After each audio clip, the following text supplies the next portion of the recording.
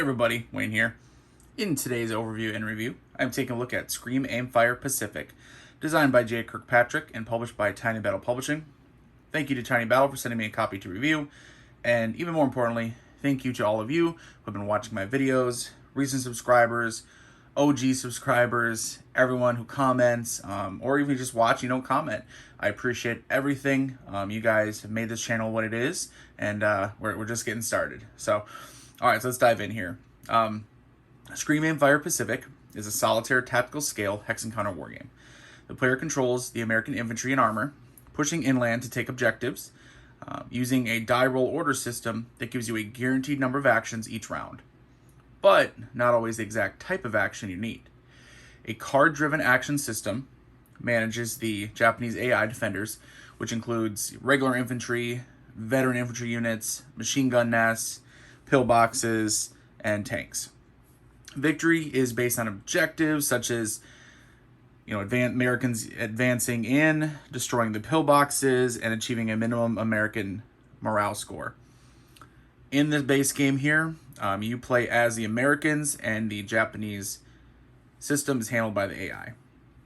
Now, let's do a quick overview. I have a full playthrough video of the first scenario for an in-depth look at the game. I also have a recon unbagging so you can see things as they come out of the bag. I'll cover my pros and cons, and then, of course, I'll give you my final thoughts to wrap it up. All right, so I have a map set up here. Just sort of threw some counters on it, threw some cards out here so you guys can see it. So this is map 1. The game actually comes with 2 maps. Map 2 is all sort of inland. Map 1 here, as you can see, has a beach and is, simulating the landing of American forces on the various islands in the Pacific. It is a hex encounter game, so you can see all the hexes out here. What you have is you have some starting locations that are printed on the map. So map 1 here, you can see tanks, and I just put the tank counter next to it, just kind of show, but there's like a light silhouette of a tank here and here, silhouette of a heavy machine gun team. The pillboxes are no counters for them, they're just static printed on the map. But then you, of course, have regular units that I have, again, placed randomly out here on the map. What will happen, say, in the first scenario, the one I did a playthrough for, is you have these certain units that are pre-printed here, set up, you have the pillboxes, and now these Japanese units technically wouldn't be on here, other than what you're doing is, during what's called the enemy spotted check phase, you are rolling, and you can see this red outlined hex has 1, and then 2, 3, 4, 5, 6, and then an X. You're going to be rolling and determining random Japanese units that are basically spawning onto the map. They will spawn around here as you roll. And then, once they're on the map, they will begin, as you're drawing action cards, activating them, moving towards and firing at American forces. You have your goals, your objectives. Again, scenario 1, maybe, or is, eliminating the 3 pillboxes, as well as achieving a morale score of 40. For the Americans, by eliminating Japanese units and by eliminating pillboxes, you gain morale. However, when you lose your units, you lose morale. So it's not just a matter of you can just take as many casualties as you want as long as you achieve your goals. If you take too many casualties, you're not going to achieve your goals. So speaking of the units, we have infantry, veterans, which are just obviously a veteran infantry unit. You have a first lieutenant. You have, let's see, like I mentioned before, you have tanks. And what we'll do is we'll kind of look at all these quick. I'll have a little graphic pop up for you guys. So what we're looking at is very simple. In the top right is a unit ID number, the number in red here. In the left number there in black, 5+, 4+, that's their 2-hit number. That's 2-hit them. So that's like their armor class. This says what type of unit they are on the bottom left. And then on the right here, you have the range and movement factor. Top one is range, so this veteran has a range of 3 hexes. And then the movement factor is movement points. Different types of terrain cost different amounts, just like every other hex encounter game under the sun. Now, the first lieutenant, he's a special unit. He attaches to another unit. He provides a +1 to hit, to unit he's stacked with, and adjacent units. However, he's eliminated. It really hurts you, hurts your morale. Tanks are handled a little differently in this game. And I'll describe combat real quick. Basically, with tanks, when you have a certain range and when they're firing at a unit, let's say you're firing at the Japanese tank with your tank. And again, I play through all this in my playthrough. You can really see how the combat works. You're basically just going to go ahead, if you're within range, you're going to go ahead and draw from this chit cup. And the chit cut is going to have a bunch of different chits, basically with either crosshairs, red, or a miss on it. Now, what that is going to tell you, okay, if it's a miss, obviously it's a miss, right? Pretty self-explanatory. Well, if you get a crosshair, as the American shooting at Japanese, any amount of crosshairs, 1, 2, or the red crosshair, it's a hit. Still doesn't mean it's destroyed. You then draw from this chit cup.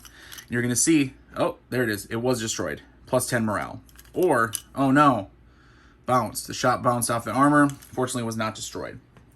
Now, the Japanese shoot at you, and they draw, if they get, say, 1 crosshair, you get a chance to save. You have superior armor in the Sherman, right, compared to the Type 95 Japanese tank. So you actually get to roll a save value. If they get 1 crosshair, you get to roll 5 or higher on a 1d6, and you get to avoid any damage. If they get 2 crosshairs, you get to roll and you have to get a 6. If they get the red crosshair, you are destroyed automatically. So, and same thing, once they do get a hit, they still have to draw a chit to see if it really destroys you or causes damage. All right, that's tanks. Infantry, very simple, very nice system though. So you're firing at them as long as you're within range. So you have the veteran unit firing at this Japanese infantry here. Because he's a veteran, he's going to get a +1 to hit. You just need to get that, reach that armor class number, right? Yes, except a big difference is when firing at the Japanese units, you don't know exactly what their cover is. So the game has 2 types of hexes. Clear hexes and cover hexes. And you can see a cover card over here. So wherever they are, when you're shooting at them, you're going to draw a cover card. And it's going to tell you based on the hex they're in. So for instance, he's out here in a clear hex. You can see it says no cover. So no pluses for him. Bummer for the Japanese unit. But you may get a card like, oh, clear hex, but he's in light cover. So he gets a +1 at least. So now he's a little bit harder to hit, +1 to his armor class. So the cover system is a clever way to just, kind of change what's actually going on in the map. You may think you see him in cover or not, but these cards can change it. Finally, we'll look at the action cards. So this is how the system manages the Japanese AI. So what you're doing is during the Japanese turn, and you're drawing for their units. Now, regular infantry you're going to draw for. Everything else kind of has a set method. What I mean by that is the veterans automatically seek out your first lieutenant. If he's not on the board, then you draw for them. Heavy machine gun team is going to shoot at the closest allies. The tanks are going to try to go for any Sherman tanks you have, and if you don't have any tanks left, which is bad for you, they're going to start shooting at your infantry units. So everyone has a specific sort of thing they're going to be doing, except when it comes to the regular infantry, again, or possibly the veterans, that's when you're going to draw an action card. A couple things on here. So you draw it, and based on the unit status is what you're going to do. Very simple. The top one is if the unit is calm. Calm means there's no other chits on it, right? It's just the unit. That's the blue. The second, the red, is if they are alert. So if they have been alerted, and they could be alerted because of a status marker, it could have been, or because of an action card, excuse me, it could have been alerted because they were fired at and they weren't just eliminated. That'll alert somebody when you're getting shot at, etc. So that's the second one, the red one. And then finally, if they are in bonsai mode, which is generally speaking, they are 2 hexes or closer to an American unit, you're going to do the bottom one here, the bottom black action. And there's other things that are on here. If they fire and are able to conduct a fire that turn, they actually gain a no supply marker showing they're out of ammo until they're able to replenish their ammo, being far enough away from the Americans. So I think it covers the basics. Obviously, there's more to the game. There always is, right? But you're playing through your scenario. You're going through the game turns, trying to get enough morale, trying to eliminate Japanese units. Maybe eliminate something on the map, capture a point, whatever. And then if you succeed, you're good to go. If not, well, set it up and try again. So, all right, I think that's enough for the overview. Let's go ahead into my pros and cons. All right, pros and cons. Cons first, as usual. First thing, you can't really play the game without the rulebook. What I mean by that is, after learning a game, I love when I can just, play the majority of it with just, the player aids, what's printed on the map, only checking the rulebook for clarifications. With Scream Aim Fire Pacific, you will be checking the rulebook quite a bit, even once you feel comfortable with how the system plays. There's just too many kind of exceptions, special rules for different units. how one unit's combat works with different types, right? So like the flamethrower unit combat works different with different units. Tanks, how they're firing, right? If they're firing at other tanks or they're firing at infantry, etc. Just a little bit of variety there that you're probably gonna have to keep checking the rulebook on. Speaking of rulebooks, so this one lacks page numbers. Not a huge deal, right? But because it's a short rulebook. But the player aid on the back lists page numbers, right? So it'll say, okay, well, if you have a conduct mortar fire or the flamethrower, check page 3, check page 4. But there's no page numbers, so it just takes a couple extra seconds each time to find that section of the rulebook that you wanted to reference. Okay, that's it for my cons. For my pros, those minor rulebook issues aside, this rulebook overall feels tighter than the original Scream Aim Fire. Some of the questions that I had when playing the original Scream Aim Fire have been answered with this rulebook. It's very clear, with examples sprinkled throughout it, and I had very little trouble learning and playing the game with just the rulebook. I think I had to ask one clarifying question on Board Game Geek, which, by the way, the designer, Jay Kirkpatrick, was quick to answer. Second, the components, especially for a folio game, are very well done. I did have to cut the side nubs with a box cutter to remove them from the sprue. Now it's not too bad now, but I did have to kind of cut each of the side nubs just to get the counters out. Otherwise, I was scared I was going to tear the counters, tear the top of the paper off here. But besides that one-time annoyance, I love the counters. They're large. They're easy to handle. The art's good on them. It's attractive artwork. Game text is clear, easy to read. Because they're so large, you can read it, farther away. No problems there. The cards are also clear and good quality. I like that, different cards here. I like that the game comes with 2 maps also and 5 scenarios in the rulebook. It really opens up the replayability. You're getting a folio game, and sometimes you worry about a folio game, right? Like, is it just to play it kind of once and done or something? Play it a few times, you're done. You're going to be playing each of these scenarios multiple times, and there's 5 in the book. And again, 2 different maps, which is really nice as well. I also imagine you could see some fan-made scenarios pop up on Board Game Geek or elsewhere. Another thing is, I like the mechanics that create uncertainty besides just rolling dice. An example is the cover cards. You may think you know what kind of cover Japanese unit has, but once you actually fire at it, you flip that card over, and now you're checking. Oh, he was in a cover hex. Oh, he's in a bunker. No fire. I didn't even. Now I'm not even gonna get to damage him. Oh, he's in a clear hex, and he has no cover. Perfect, just like I was hoping for. The fact that it varies and you don't really know until you fire at it. I love that. It's random, sure, but so is any game where you're rolling dice or flipping a card to determine any sort of action.